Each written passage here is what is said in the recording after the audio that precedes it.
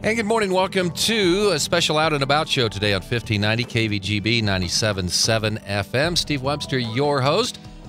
And it's time for Focus on Stafford County. We get a chance once a month to find out what's going on to our neighbors to the south of us. Joining us on the program today in her maiden voyage solo shot.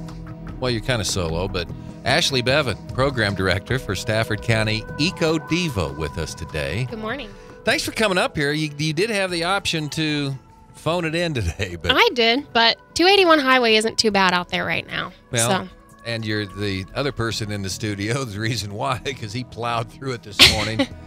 I don't know how to do this introduction here. Also joining us in studio today is the mayor of St. John, a guy we're very proud of around here. On some days, Dakota Tucker. Good morning once again, Steve Webster. Good morning. You know, Ashlee's here. You know why she's here today? Because she's a Stafford Countian, and a little bit of ice on the road isn't going to stop any of us. Nope. We're not like these big city folk. Tell me about the email you sent me last night. I may not be able to come in tomorrow because the roads are going to be really bad. I was giving you a very, very advanced notice that my 6:05 report may be just a little late. So that was a courtesy. I'm a very courteous person, Steve Webster. I would say, we're going in an early morning show around here because I would say, well, what's different? So okay. That felt good. Okay, here we go. Now we get that out of the way. Okay, I'll try to hold back here. The mayor of St. John is in studio with us this morning, along with Ashlee Bevan. Ashlee, big day, one we've been waiting for a long, long time. It's almost 2 years now since the grocery store in Dillon's left the community. Yep. And then almost 2 years not close to the date, had groundbreaking for the new grocery store in St. John. We did. We had the groundbreaking Monday evening. We invited city council, donors that have contributed to the project. We broke out the gold shovels and had representatives get us some good pictures of our grocery store location. So we're excited. What was the turnout like?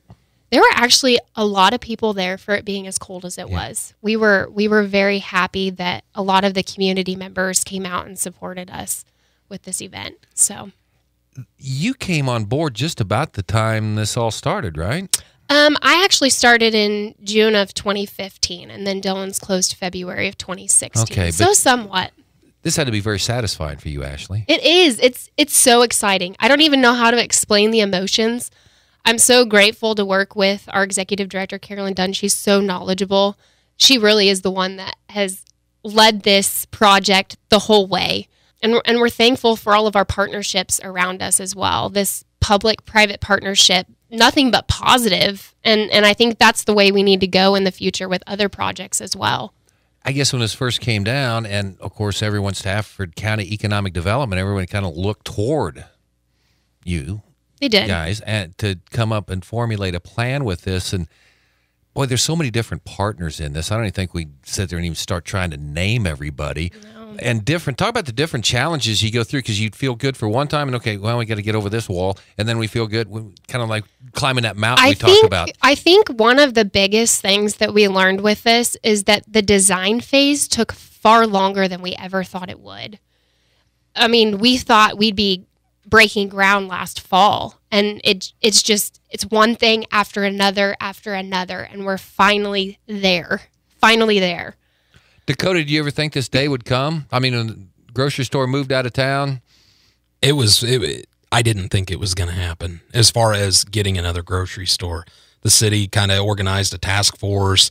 They got some stuff going, and they said, this is bigger than we can handle. And so they looked to economic development, and they've just taken this thing by the horns. And as soon as this thing got rolling, you started to see the community turn around and go, wow. And I said the other day to a couple of people, I said, who else in our community would have stepped up and gotten this done?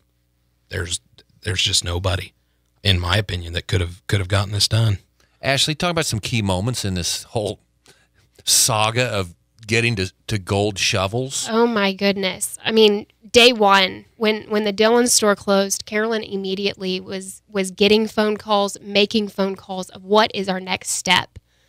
One of the other major things that we've learned with this is we, in a way, wasted almost 6 months right after Dillon's closed because we didn't do those feasibility studies to show us that you need to build a new, bigger facility to be able to move the product off the shelves like you need to have a grocery store be successful.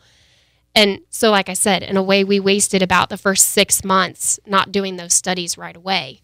So getting those studies done really opened our eyes to what project we're dealing with. You know, we can't use the old Dillon's building. We need to look ahead to something bigger and better.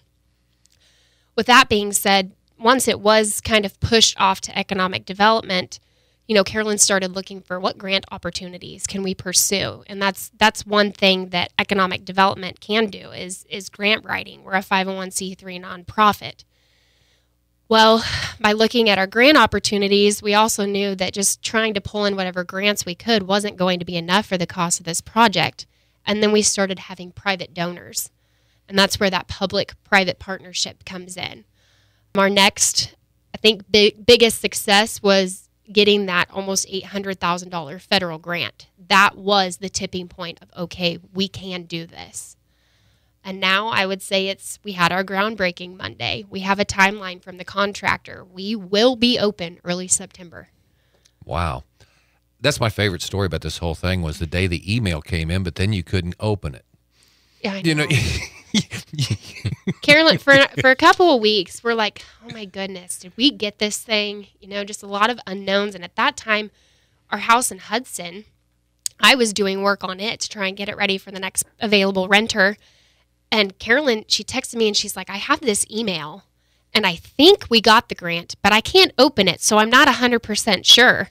And I get back that afternoon and Carolyn still had other phone calls to make, but we did. Lo and behold, we had the grant. So lots of screaming and jumping for joy. And I remember giving her a big hug and tears of joy. And it's just a great feeling. So September is what we're looking at right now? Yep, beginning of September. That's our goal. Tell me about this facility. What do we have planned right now with White's Food Liner? White's Food Liner is going to be our grocer, full-service grocery store, have a deli, and then also a convenience store aspect to it because of the fuel pumps that we will have.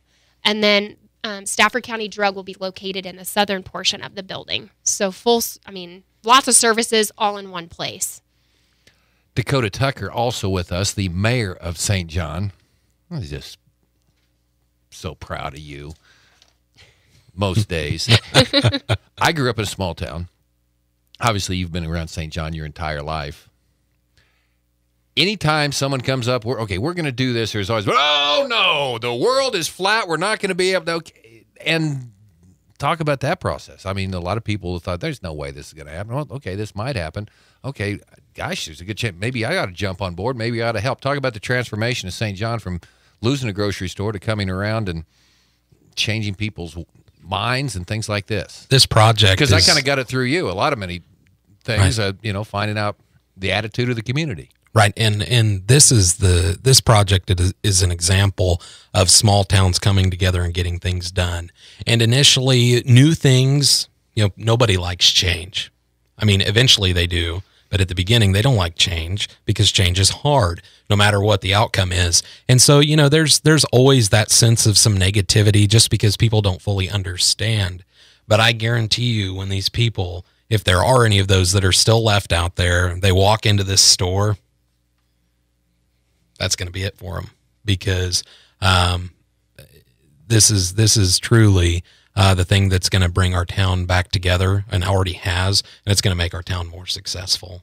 But overall, the attitude I have seen from losing this store, I mean, there's a lot of people who still don't like the company that just left us out to dry, and they can't find a great word to say about them at all. Well, they don't have to go there anymore. They don't.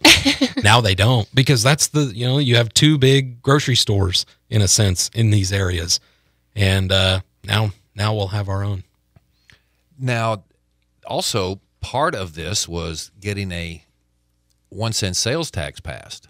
Yes. And that was big, and that was the first step, I think, for maybe seeing, boy, I think this might work, because you had to rally the communities. A lot of people will never vote for any tax increase, no matter what it's for, but it passed fairly easily. It did. So that had to make you feel a little bit better at that point. Absolutely. And we're overly appreciative of that, because with our partnership with the city, I mean, that's some funds locked in for this project for 10 years, I think it is what the contracts wrote for right now. It's going to help out significantly. And, you know, when it was publicized that this was going on the ballot, the grocery store was in mind the whole time. Sure. So, yeah. Now, the best thing about this is you have a White's Food Liner, a company that's used to operating in smaller type markets, but variety is very important, and they figured this out. That's the biggest thing with this. You've got someone who's experienced in working in smaller communities. Definitely, and that's one of the reasons why we looked at them. And,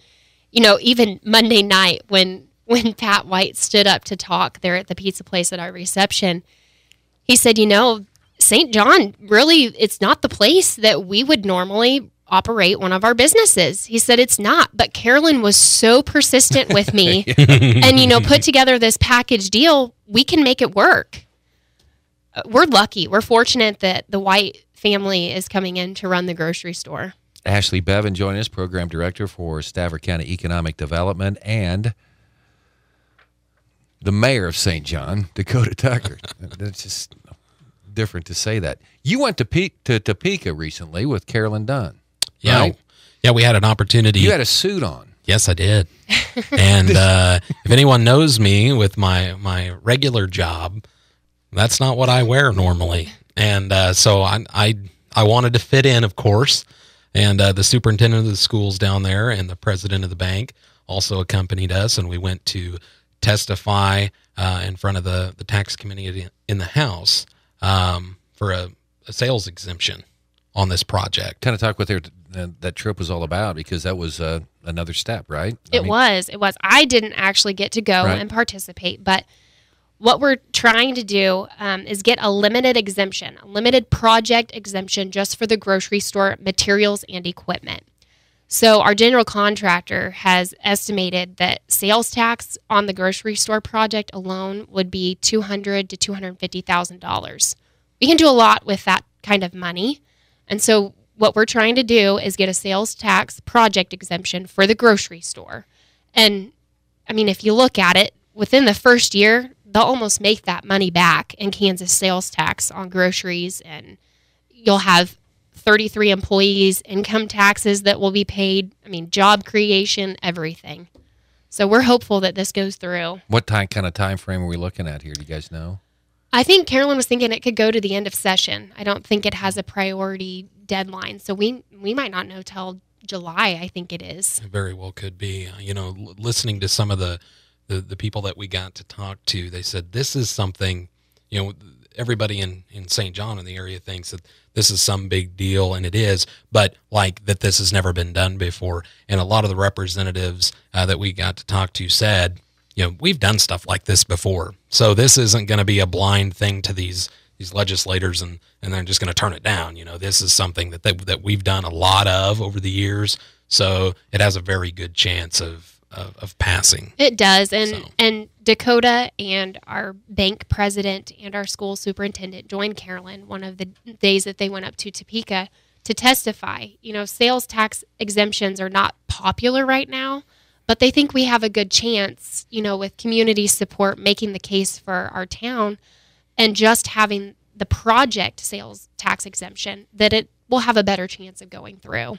Dakota, talk about what the city is doing as part of this project as well, some of the contributions the city's doing in services, things like that. Well, you know, at first, the very first thing that we helped with is get this 1% sales tax on the ballot and get the people going with that, with the knowledge that this would be for economic type development in our community with infrastructure as well, not necessarily just for the grocery store, but the grocery store is what everyone had in mind. So the city is dedicating $50,000 a year for 10 years to the project, so $500,000 towards the debt on this project.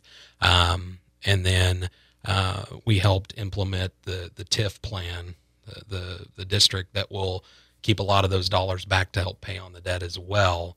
There were several meetings, there were a lot of motions, and I would say overwhelming. It wasn't necessarily unanimous, but fairly overwhelming support in that. So just on that side, that's huge in local government.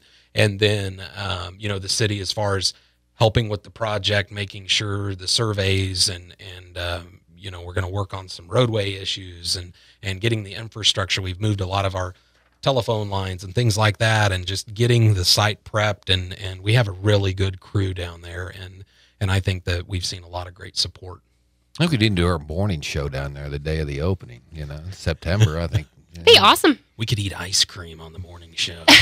Can you do work at 6 o'clock in the morning down there? I think, I think we could pull this off. I think it'd be pretty cool. There you go. All right. How much more do you know about grocery stores than you did 2 years ago, Ashlee, Bevan? Oh my goodness. Looking at some of the electrical plans and the HVAC and the floor, layout, it's overwhelming. I don't think people realize how much goes into a project like this. And some of them, probably are still wondering, why is this taking so long? Well, if we could provide them everything that we've, walked through, they probably understand a little better, but it's kind of overwhelming. Okay, I'm going to ask this because this was kind of at the bottom, but Dakota mentioned this last week, and it just intrigued me, and then I kind of asked him a little bit about it. So, he can talk about anything, but tell me about Tiger Town Pizza. Okay, so Monday after the groundbreaking, we had a reception at Tiger Town Pizza. So the museum located next to this space has decided to, they did. They put a bunch of money into renovating this space, created a separate nonprofit for this pizza business, and then also partnered with the school to have students working on making pizzas, figuring out ingredients, the financials, how you order the ingredients through a food supplier, a whole bunch of things. But we had our reception down there. Pizza was delicious.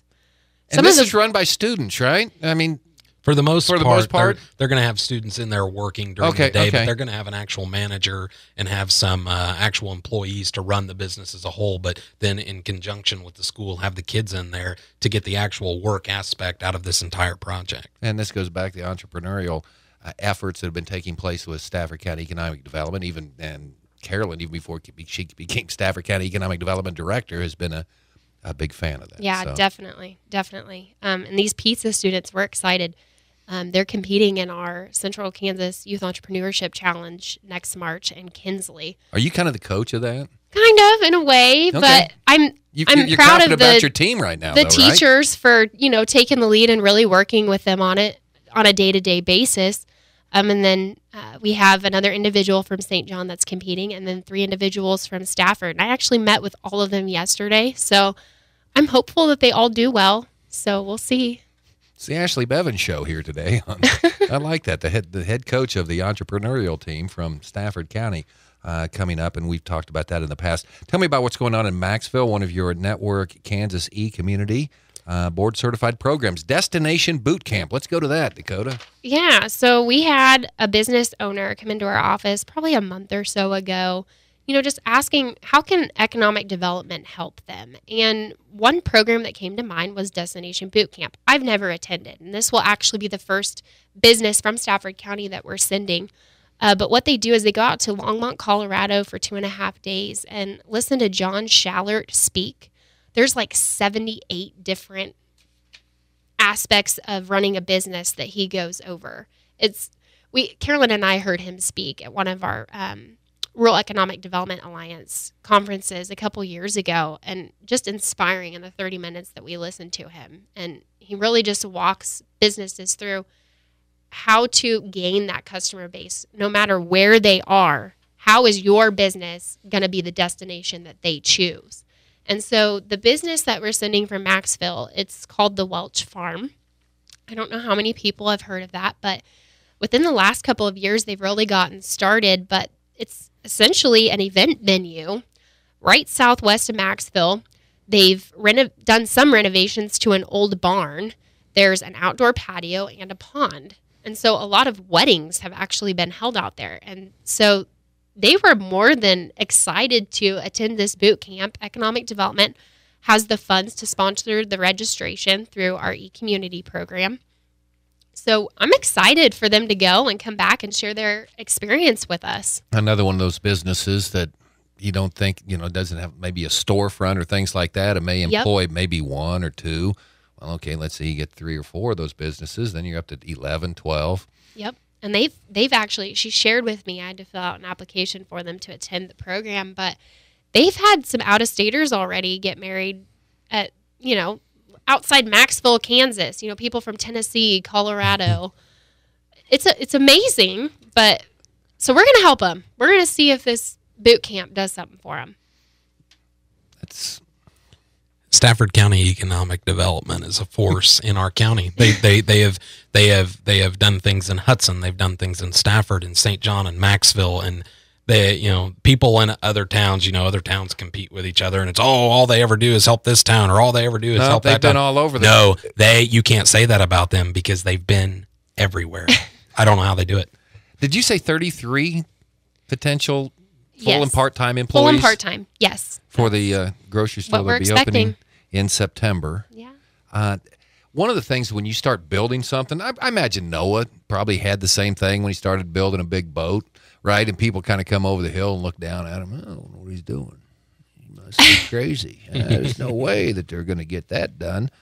And then all of a sudden it gets done. What I'm saying, an analogy here, maybe a poor one, to lead up. So now people have seen this thing's going to happen. Mm-hmm. There's a lot of other communities around Kansas and even beyond that are saying, wow, look what they did. We need this. How many inquiries? I mean, you're starting to get a few more inquiries about saying, Definitely. how do we do this? Carolyn's paving the way, and there's a lot of people watching us.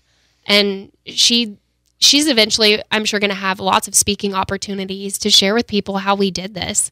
And Pat White's even willing to share this story with Carolyn at, conferences or whatever we'd be invited to. But lots of people are watching us.